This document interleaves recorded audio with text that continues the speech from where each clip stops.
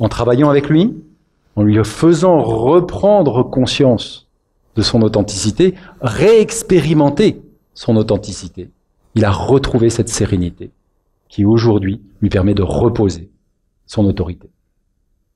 Et on s'aperçoit, et on est en train de travailler maintenant avec lui sur cette équipe. Parce que lui s'étant stabilisé, on commence et il recommence à connecter avec le réel. Il recommence à connecter avec son équipe. Et on commence à se dire, mais voilà, qui est bien dans l'équipe, où sont les bonnes personnes, etc., sur qui je peux m'appuyer.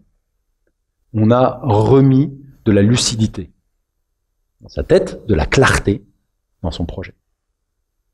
Un autre exemple, on aime beaucoup aussi travailler avec des équipes pour faire qu'une équipe de direction, par exemple, c'était, je peux vous citer un exemple, là aussi, avec une petite entreprise, ils étaient 4, donc c'était une toute petite équipe, mais c'était la gouvernance de l'équipe de tête de cette PME.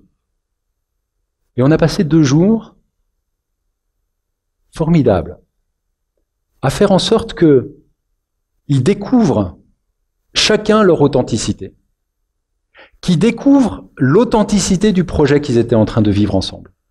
Pourquoi cette entreprise? Qu'est-ce qu'elle avait de si différent, cette entreprise? Qu'est-ce qu'elle a d'unique? Qu'est-ce qu'elle a de différenciant? Qu'est-ce qui fait que les clients vont venir là et n'iront jamais ailleurs? Et on a tissé le lien entre l'authenticité de chacun et l'authenticité de cette entreprise. De manière à ce qu'ils aient une vision partagée de ce que devait être l'entreprise et qu'ils aient une connexion personnelle en disant « Voilà ma contribution unique, authentique à ce projet unique et authentique ».